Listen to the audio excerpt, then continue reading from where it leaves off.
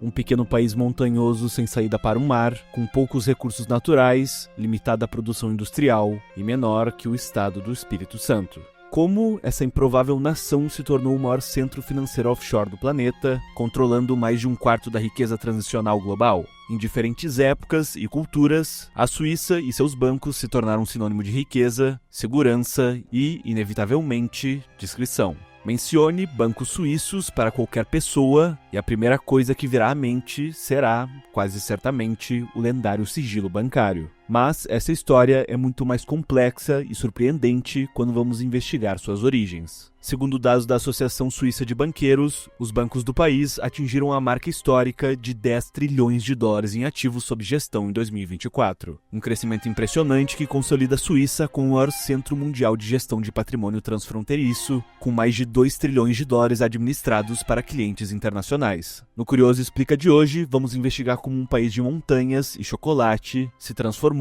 no cofre forte mais poderoso e secreto do planeta. E principalmente como isso influenciou a economia global de maneiras inimagináveis. Aliás, se a Suíça ficou famosa no mundo inteiro como um símbolo de segurança, estabilidade e proteção de patrimônio, talvez você também esteja procurando proteger algo muito mais valioso: o seu futuro e o da sua família fora do Brasil. Nos Estados Unidos, investir é mais do que uma oportunidade. É um caminho direto para o Green Card através do visto EB5. Esse visto é voltado para quem deseja garantir a residência permanente nos Estados Unidos ao investir na economia americana. É a combinação perfeita de segurança financeira com qualidade de vida para você e a sua família. E quem te ajuda nesse processo é a D4U Immigration, referência em processos de visto e imigração.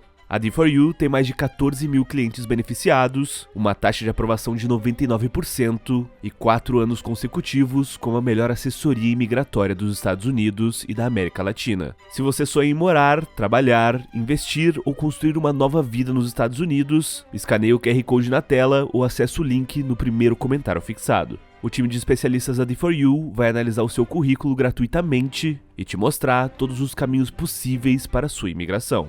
Agora sim, bora voltar pro vídeo. Mas antes, por favor, não se esqueça. Já deixa teu like no vídeo, se inscreve no canal e ativa as notificações. Toda semana, as curiosidades mais interessantes do mundo dos negócios você encontra aqui no Curioso Mercado.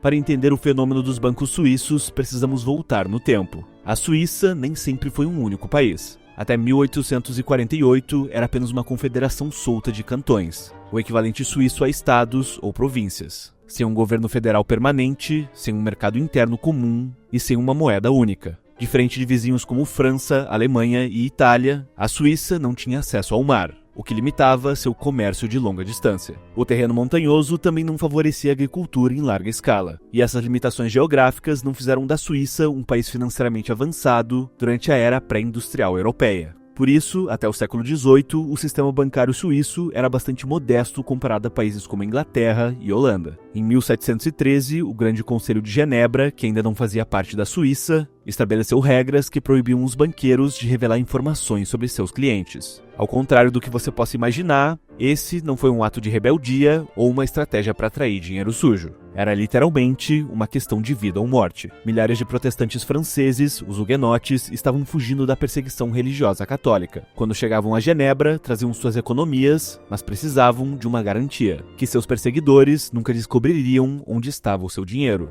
E aqui temos o primeiro DNA do sigilo bancário suíço: proteção aos perseguidos. Alguns anos depois, em 1789, Paris vivia a Revolução Francesa, e junto com ela, os sonhos de dezenas de banqueiros suíços estavam indo para a guilhotina. Paradoxalmente, por décadas, os mesmos bancos privados de Genebra, que salvaram os huguenotes, haviam emprestado fortunas colossais para os reis franceses. Milhões de libras da época, o equivalente a bilhões de dólares hoje. Quando a monarquia caiu e o governo revolucionário assumiu, esses empréstimos viraram papel sem valor. Famílias bancárias inteiras, que há gerações financiavam a realeza europeia, foram à falência da noite para o dia. Mas aqui acontece algo que moldaria o futuro da Suíça. Em vez de desistir, esses banqueiros sobreviventes tiraram 2 lições fundamentais daquela tragédia. A primeira, nunca mais concentrar tudo em um só país ou governo. E a segunda, discrição total, era questão de sobrevivência. Durante todo o século XIX, enquanto a Europa vivia uma guerra atrás da outra, guerras napoleônicas, revoluções de 1848 e a unificação alemã, a Suíça mantinha uma neutralidade absoluta que se tornaria sua marca registrada. E essa neutralidade não era só política, era também econômica. Em 1850, nasce o franco suíço, uma moeda que, diferente de várias outras moedas da época, tornou-se estável, conversível e, principalmente, confiável. A força da moeda suíça tornou-se a base técnica sobre a qual o Império Bancário Suíço começou a ser construído. Mas o verdadeiro divisor de águas na história bancária do país começa durante a Primeira Guerra Mundial. E aqui começamos a entender como o sigilo bancário evoluiu de uma proteção religiosa para uma arma geopolítica. Antes da Primeira Guerra Mundial, apenas 0,5% da riqueza financeira europeia estava escondida na Suíça. Em 1938, esse número havia saltado para 2,5%. Entre 1914 e 1918, enquanto a Europa se destruía, a Suíça se transformava no refúgio financeiro de todo o continente. Ouro alemão, títulos franceses, libras esterlinas, tudo fluía para os bancos suíços. O problema é que os países em guerra começaram a perceber que seus inimigos estavam usando a Suíça para esconder ativos. E a solução encontrada pelas nações europeias foi a espionagem bancária. Agentes franceses subornavam funcionários de bancos suíços. Espiões alemães invadiam escritórios em busca de informação sobre contas francesas. Era uma guerra financeira paralela acontecendo em um território neutro. Além disso, quando a guerra acabou, a França, necessitada de recursos, aumentou sua alíquota máxima de imposto de renda para 50%. Em 1924, essa alíquota chegou a 72%. E foi aí que a indústria de evasão fiscal realmente explodiu na Suíça. Durante os anos de 1930, investigações francesas descobriram listas extensas de seus cidadãos com contas não declaradas no país. Falamos aqui de políticos de alto escalão, generais do exército, empresários milionários e até membros do clero. Todos eles sonegando impostos através de bancos suíços. A reação francesa foi devastadora. Prenderam diretores suíços em território francês, congelaram todos os ativos dos bancos suíços na França e fizeram uma exigência: acesso total e irrestrito a todos os registros bancários na Suíça.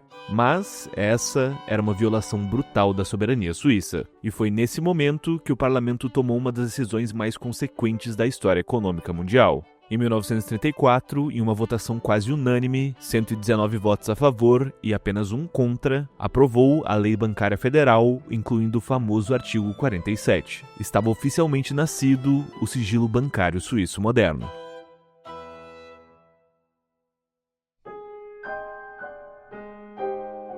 A Segunda Guerra Mundial transformou esse sigilo bancário numa das armas geopolíticas mais poderosas do século XX, mas também revelou um dos lados mais polêmicos de toda essa história. Mesmo cercado pelas tropas de ambos os lados, a Suíça manteve sua neutralidade e, principalmente, manteve seus bancos funcionando.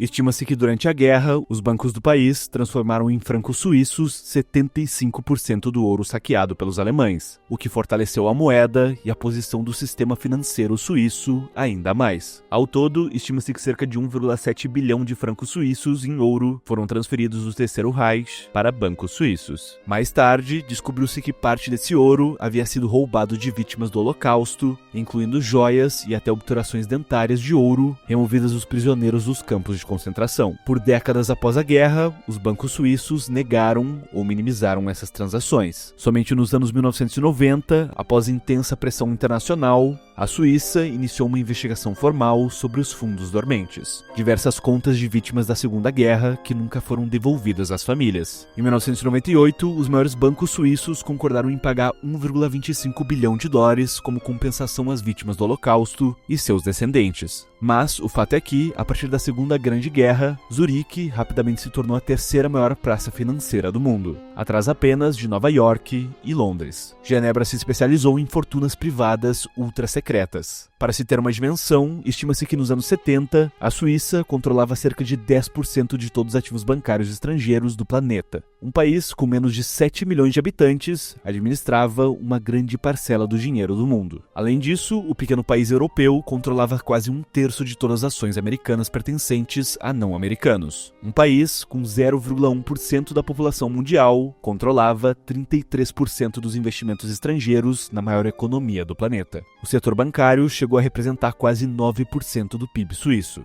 Eram 110 mil empregos diretos, sem contar o efeito multiplicador na economia. Mas, novamente, entramos num território controverso. Além do polêmico benefício aos alemães durante a guerra, o sigilo bancário que nasceu para proteger perseguidos políticos e religiosos também começou a atrair um tipo muito diferente de clientela. Ditadores do mundo inteiro descobriram que a Suíça era o lugar perfeito para esconder fortunas roubadas de seus próprios povos. Falamos em bilhões de dólares em dinheiro público desviado, fortunas construídas sobre corrupção e repressão, tudo protegido pelo mesmo sigilo bancário. Mas não se pode negar que para empresários e executivos, especialmente de países com instabilidade política ou econômica, os bancos suíços ofereciam mais que o sigilo. Ofereciam previsibilidade e proteção contra flutuações extremas de moedas locais. O influxo de capital se tornou tão grande que começou a desestabilizar a economia suíça. O Banco Central precisou impor taxas de juros negativas várias vezes para desencorajar a conversão massiva para francos suíços. A Suíça bloqueia quase 7 milhões de dólares depositados em contas de Genebra e Zurique, na Suíça. A suspeita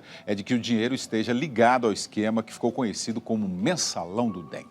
Mas é lógico que todo império tem suas rachaduras, e para os bancos suíços, essas rachaduras começaram a aparecer frequentemente. O primeiro grande escândalo explodiu em 1977, o caso Tiasso. Uma bomba que abalou toda a credibilidade do sistema bancário suíço. Uma pequena filial do Credit Suisse, na fronteira italiana, havia perdido 1 bilhão de francos suíços. Na época, uma quantia astronômica. Mas o pior não era o valor. Era como isso aconteceu. Por mais de 10 anos, essa filial estava lavando o dinheiro da máfia italiana através de fundos fantasmas em Liechtenstein. Investimentos não autorizados, documentos forjados, uma operação criminosa gigantesca, operando dentro de um dos bancos mais respeitados do mundo. E, o que era mais chocante, a matriz do Credit Suisse, em Zurique, afirmava não saber de nada, durante uma década inteira. Depois desse, vieram outros escândalos, um atrás do outro. Em 1989, descobriu-se que os bancos suíços haviam ajudado o cartel de Medellín a lavar 10 bilhões de dólares do tráfico de drogas. A Conexão Libanesa revelou que os grupos terroristas usavam bancos suíços para financiar operações em todo o Oriente Médio. A cada novo escândalo, a pressão internacional crescia. Até a gente chegar na crise de 2008, que quebrou governos pelo mundo inteiro. De repente, diversos países que sempre tiveram superávit se viram com déficits colossais. Eles precisavam de dinheiro desesperadamente. E onde estava esse dinheiro? Nos paraísos fiscais. O banco suíço UBS se tornou o exemplo número 1. Em 2009, uma investigação americana revelou que o maior banco suíço tinha ajudado mais de 52 mil cidadãos americanos a esconder cerca de 20 bilhões de dólares do fisco americano. A resposta americana foi brutal. Uma multa de 780 milhões de dólares e a exigência de entregar os dados de 4.450 contas de clientes americanos. Para um país que havia construído sua reputação sobre o sigilo absoluto, entregar dados de clientes era como assinar sua própria sentença de morte. Mas ainda era só o começo. O banco suíço UBS está sob investigação por alegada evasão fiscal. O inquérito é levado a cabo pelo procurador de Nova Iorque e pelo regulador da Bolsa de Valores. Em causa está a venda de obrigações ao portador e outros títulos não nominativos ilegais nos Estados Unidos, já que permitem aos compradores esconderem rendimentos ao fisco. O UBS vê acumular-se os escândalos. Em França foi acusado de cumplicidade em evasão fiscal. Na Alemanha está a ser investigado. Em 2009 tinha já pago nos Estados Unidos 780 milhões de dólares para pôr fim a uma investigação semelhante. No quarto trimestre, o banco vê os lucros subirem, mas os resultados anuais contam com 1.000 milhões de dólares de provisões para fazer face aos vários casos judiciais. A pressão americana se tornou global. OCDE, G20, União Europeia, todos se uniram numa campanha sem precedente contra os paraísos fiscais. Em 2012, sob a ameaça de boicote econômico total, a Suíça cedeu. assinou acordos de troca automática de informações fiscais com mais de 100 países. O resultado foi o esperado. Entre 2008 e 2020, os ativos estrangeiros nos bancos suíços caíram de 2,7 trilhões para 2,2 trilhões de dólares. Meio trilhão de dólares simplesmente desapareceu. Mas aqui está onde a história fica interessante novamente. Em vez de morrer, a Suíça se reinventou completamente. Se não podia mais competir no sigilo, competiria na sofisticação. O atual modelo suíço tem 3 pilares: expertise centenária, estabilidade política e inovação tecnológica. O país tornou-se referência na gestão de ativos digitais. A Suíça se tornou líder mundial em regulamentação de criptomoedas, atraindo fintechs de todo o planeta. Além disso, o país é berço de diversos family offices ultra sofisticados. Mesmo sem esconder dinheiro, a gestão de patrimônios multibilionários é especialidade. A prova disso é que, mesmo perdendo o sigilo, a Suíça mantém 25% do mercado global de wealth management.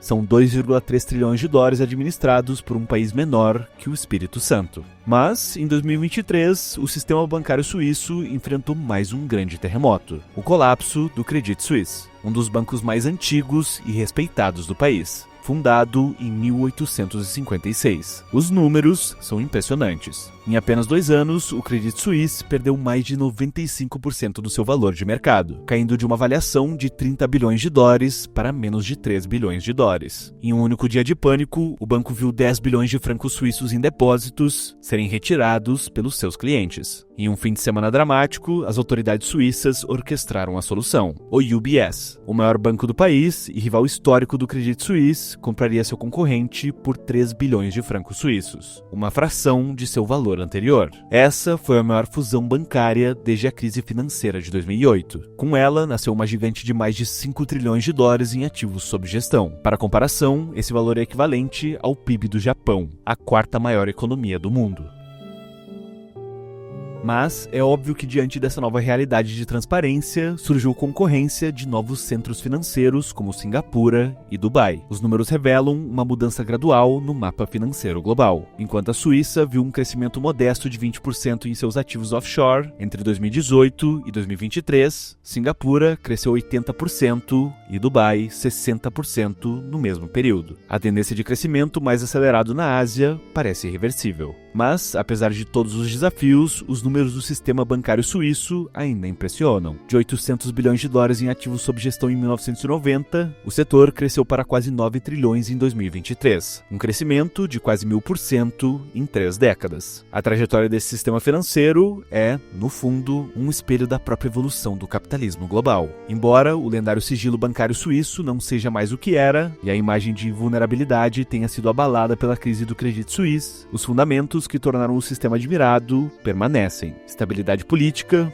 moeda forte e expertise financeira. E, para os super ricos do mundo, ter uma conta na Suíça já não é sobre esconder dinheiro, mas, talvez, uma questão de status.